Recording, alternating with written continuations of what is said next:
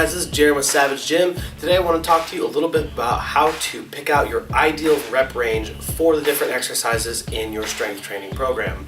Now, first of all, it's important to notice that there is some differentiation between the types of movements and exercises that we use in a program.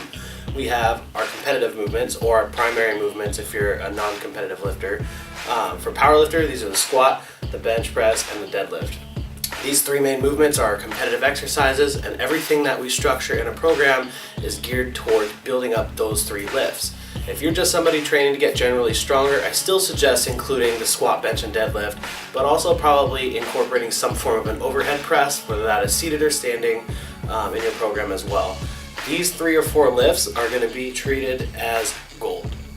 That means our number one priority with those movements is to create technical proficiency and ingrain sound movement patterns. And so to help facilitate that, one of the things that we do is we keep the rep ranges on those typically on the lower end, anywhere from 1 to 5 reps.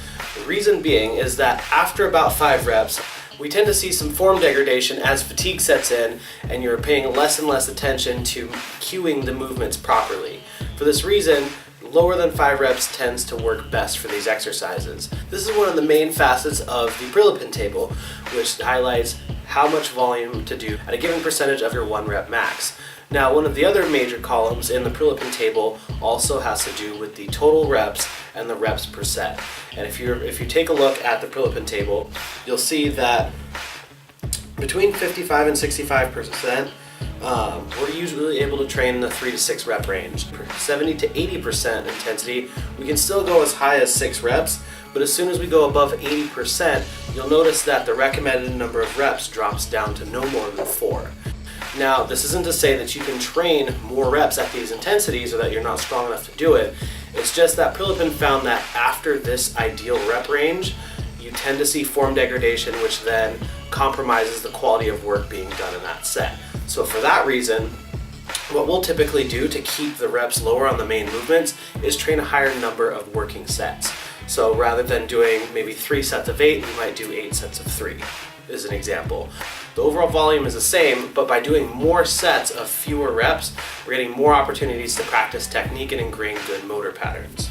Now, our second level of movement that we train are going to be our accessory movements. These exercises are the ones that we pick to specifically address your weak points in the competitive lift or in the primary movement, and it's designed to address a weak point that you have by using a mechanically similar movement to build up that primary lift. A good example of this is if you're training a deadlift and you tend to be weaker towards the top of the movement, or we want to train your hip strength at the lockout, then we would use a block pull, which is just pulling from a different range of motion, typically also in your same competitive stance. Because this is a mechanically similar variation of the competitive movement, we have a little bit more flexibility with the rep ranges that we use. Typically, I recommend in an off-season or early part of a training cycle, working in the 5 to 8 rep range. If we're more in the middle of a training cycle or in more of a strength block, then we're going to be training in the 3 to 5 rep range.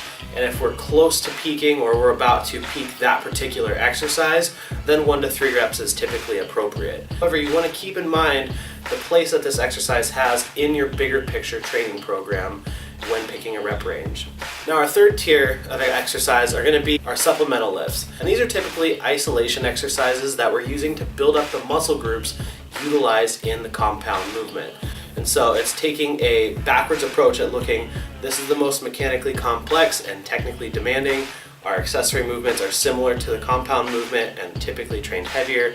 And then these supplemental exercises are more bodybuilding type work and hypertrophy work designed to build strength in the muscle groups that are responsible for the movements that we train. And so because this is typically less skill-based, and we want to focus more on making the muscle do the work and building that mind-muscle connection, here's the time to work with higher rep ranges and a little bit less weight.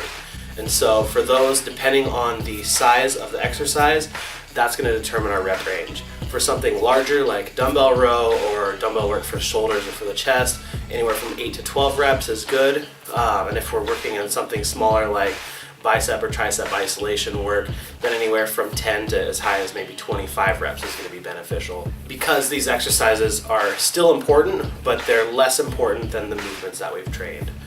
By prioritizing the different pieces of our training program, what we're really doing is allowing you to make long-term progress by addressing your weak points from a top-down approach.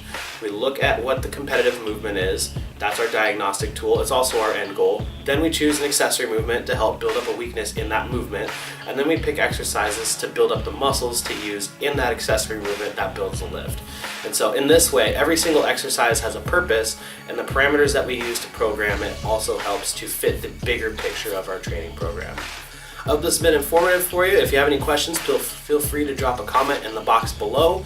As always, be sure to like, subscribe, and share these videos with as many people as you can. And check out our website at www.savagegym.com. Take care.